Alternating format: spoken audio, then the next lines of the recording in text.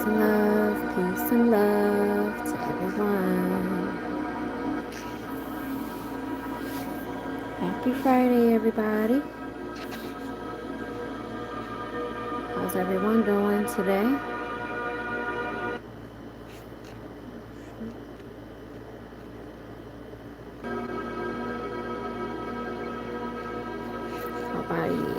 Hope everybody's having a lovely day. Back for another video. It is your girl, Empress ShayMarie. So, back to do some more reading with you all today. It's been a lovely day so far for me. I hope it has been the same for you all. Hit the ground running today, running some errands, making some things happen. So it's definitely a better day for me. ShayMarie, by reading these books, do we learn the law, or it takes more than just reading the books? I mean, that's something that you're going to have to answer for yourself. The books have the law in them.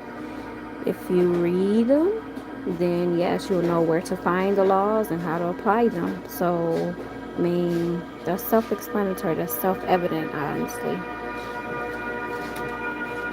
So,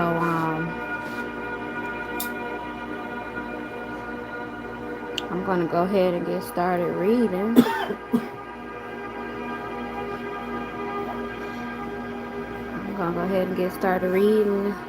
So we're going to continue.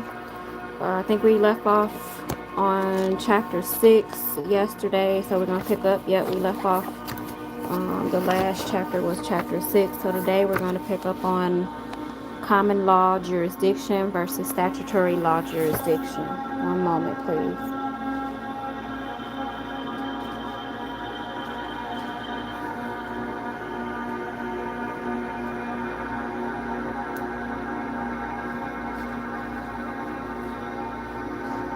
Doing in the chat.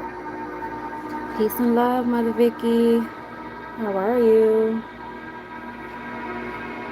Y'all hit those like buttons. Let me get the thumbs up. We got 6 people viewing and only 3 likes. So let me get the likes up.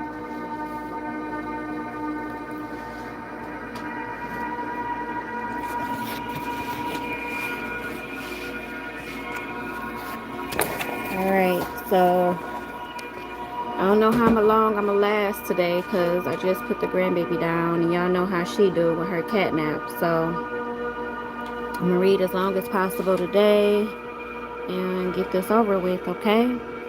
So it says common law jurisdiction versus statutory law jurisdiction. Alright.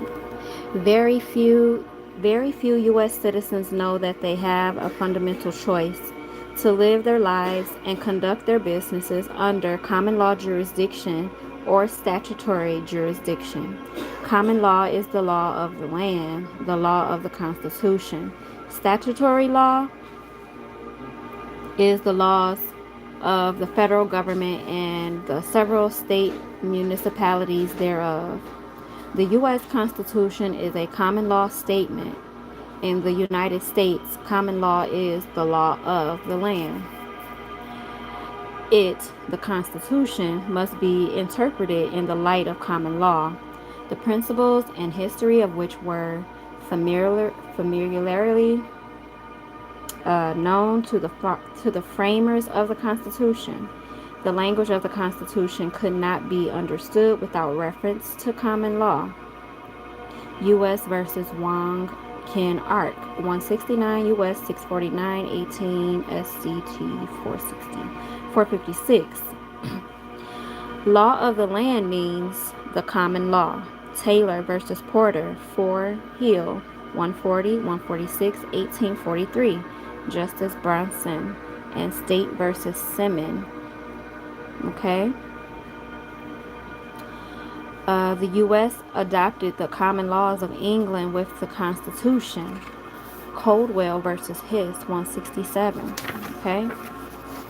The United States is entirely a creature of the federal Constitution. Its powers and authorities have no other source, and it can only act in accordance with all the limitations imposed by the Constitution. Reed versus Covert, 354 U.S. The rights and liberties of the citizens of the United States are not protected by custom and tradition alone. They are preserved from the encroachment of government by express enumerated provisions of the federal Constitution. Reed versus Covert, 1957. The prohibitions of the federal Constitution are designed to apply all branches of the national government and cannot be nullified by the executive or by the executive and the Senate combined. Reed versus Covert, 1957. Where rights as secured by the Constitution are involved, there can be no rule making a legislation which will abrogate them. Miranda versus Arizona, 1966. Congress may not, by any definition it may adopt, conclude the matter, since it cannot, by legislation, alter the Constitution. Eisner versus McCumber. Okay, the IRS makes this distinction between the two kinds of law. Common law comprises the body of principles and rules of actions relating to government and security of persons and property, which derive their authority solely from usages and custom or from judgments and decrees of courts recognizing, affirming, and enforcing such usage and customs. Or 2, statutory law, where it says statutory law refers to laws enacted and established by a legislative body. IRS Manual, page 5041.1, section 222.1. Much of the original U.S. common law has been codified in a single federal statute called the Uniform Commercial Code. The UCC provides the mechanism for making the choice between common law jurisdiction and statutory jurisdiction. It also states that the failure to make the choice results in the loss of common law rights. When a waivable right or claim is involved, the failure to make a reservation thereof causes a loss of the right and bars its assertions at a later date. UCC 1-207.4. The specific method for reserving your common law rights for choosing to operate under common law jurisdiction is to write below your signature without prejudice. UCC 1207. It's changed now to UCC 1-308. Okay.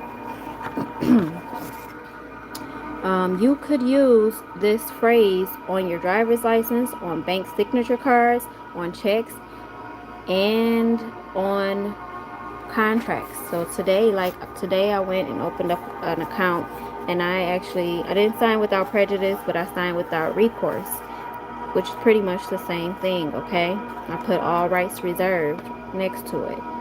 Okay, you could use this phrase on your driver's license, blah blah blah blah. Okay, so it says case law on jurisdiction. The law provides that once state and federal jurisdiction has been challenged, it must be proven. Maine versus Thibotot, 1980. Jurisdiction can be challenged at any time. Basso versus Utah Power and Light Company at 9:10. Okay. Let me get those likes up.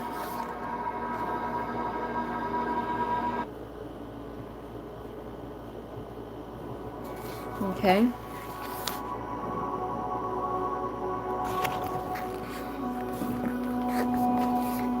Make sure y'all sharing this out too. Where there is absence of proof of jurisdiction, all administrative and judicial proceedings are nullity and confer no right, offer no protection, and afford no justification, and may be rejected upon direct collateral attack. Thompson versus Tolme, 2 Pt 157, blah, blah, blah, blah, blah. What makes the pure contract trust such a powerful instrument? The pure contract trust is a common law identity legal person based on unlimited right to contract and not subject to statutory jurisdiction. No state shall pass any bill or law impairing the obligation of contracts. U.S. Constitution, Article 1, Section 10, 1787. A trust is a legal entity. Burnett versus Smith, 240 SE 1007, 1822. Pure trust is a contractual relationship. Is a contractual relationship in form. Berry versus McCourt, okay, 1965. It says here, a trust organization created under the U.S. constitutional right of contract cannot be abridged. The organization not under the laws passed by any of the several state legislatures. Croker versus McCloy, 649 U.S. Supreme, 39 at 270. A pure contract trust is not subject to legislative control. The U.S. Supreme Court holds that trust relationship comes under the realm of equity based upon the common law and is not subject to legislative restrictions, as are corporations and other organizations created by legislative authority. Elliott versus Freeman, 220 U.S. 178, 1911. The pure contract trust is a contractual agreement guaranteed by the U.S. Constitution.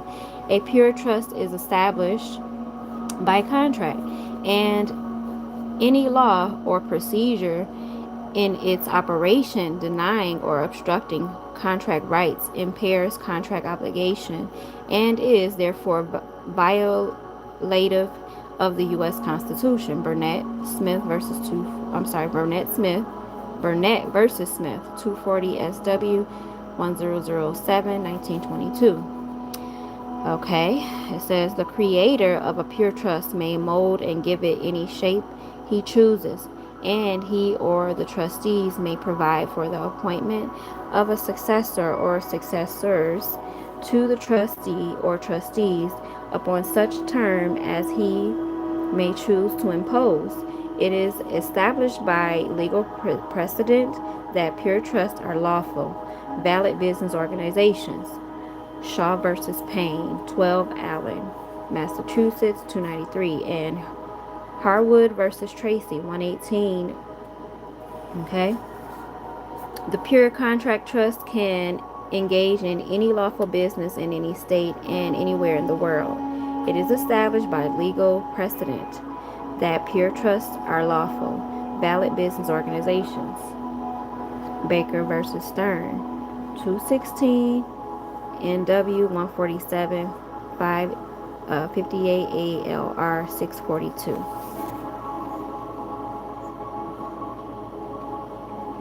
Alright, y'all. I told y'all the baby like catnaps, right? Uh-oh. Now somebody's calling me. Alright, so the baby's waking up and somebody's calling me. I knew this was going to happen. So with that being said, I can't go any further today on this. So what I'm going to do is come back maybe a little bit later and finish up this. I'll probably take this video down and just start over when I have more time and space to read, because I tried to get started before as soon as the baby laid down, but it's a wrap, y'all. She's up and at it. Y'all want to see her? Say hi, everybody. Say I'm a busybody. So that's the grandbaby, y'all. Everyone. So I'm gonna get off of here and take care of her, because she's not gonna let me read whatsoever. She's not gonna do it. So I'm definitely gonna get off of here and call back my friend who was calling me, Mother Mia, and see what she wants. And then I will be back at another time, you guys. Unfortunately, this didn't work out as I planned it to. But I definitely will be back to finish. Y'all saw the baby? She liked the camera too. Say hi, everybody. Say hey, y'all. Say hey.